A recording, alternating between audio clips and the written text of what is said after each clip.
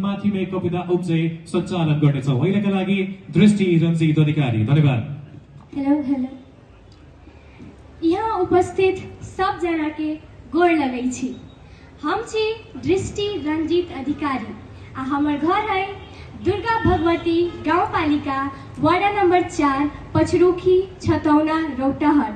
I K E Madhesh साहित्य महोत्सव कार्यक्रम में हम अहाँ सबके समक्ष देश को माटो शीर्षक में अपन 2 शब्द व्यक्त करेला चाहे छी। ल अब म सबैको महत्व बुझ्दै अगाडि बढ्न चाहन्छु। देशको माटो, हाम्रो देशको माटो माटो मात्र होइन, हाम्रो इतिहासको गाथा हो, पुर्खाहरूको त्याग हो र हाम्रो अस्तित्वको आधार हो। हाम्रो यही देशको माटोले विरल प्रतिभाहरूलाई जन्माएका छन्। पृथ्वीनारायण शाहले यसको एकीकरण गरेर अखण्ड नेपाल लिम्ब राखे। भानुभक्ताचार्यले यसको भाषालाई महिमा मण्डित गर्दै रामायण जस्तो महाकाव्य नेपाली भाषामा रूपान्तरण गरे। पासाङ यामु शेर्पाले नेपाली साहस देखाउँदै सगरमाथा चुम्बन गरे। यसै गरी महागुरु फाल्गु नन्द, अरुणा लामा, मदन कृष्ण श्रेष्ठ, अडिको जस्ता व्यक्तित्वहरूले हाम्रो देशका गौरव अझै बढाएका छन्। हाम्रो देशको माटो महापुरुषहरूको कर्मभूमि हो, जसले हामीलाई गर्व गर्न सिकाए। अब नेपालको प्राकृतिक सुन्दरताको बारेमा जति कुरा गरौँ त्यति नै कम छ। हाम्रो देशमा हिमालको गौरव छ, जसले हामीलाई विश्वको छत बनाएको छ। तराईको उर्वरता छ, जहाँ सुनौला खेतहरू प्रकृतिलाई रंगाएका छन्। पहाडको मनोरमता छ, जहाँको हरियाली ढुङ्गे घरहरूले मन मोह्छन्।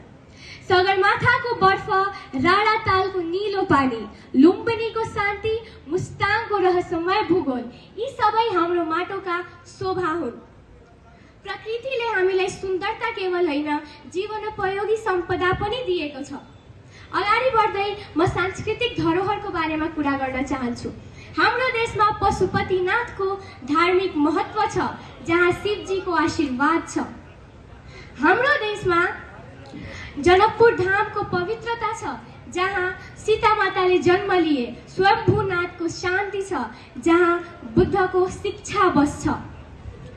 यी सबै धरोहरहरू जस्ता भक्तपुर, सिमरौनगढ, गढीमाई जस्ता धरोहरहरूले हाम्रो गौरवशाली अतीतलाई अहिलेसम्म जिउँदो राखेको छ।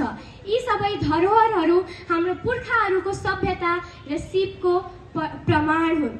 अब देशको माटोको कुरा चाहिँ गर्यौं, तर कृषिको कुरा नहोस् यस्तो त हुनै सक्दैन।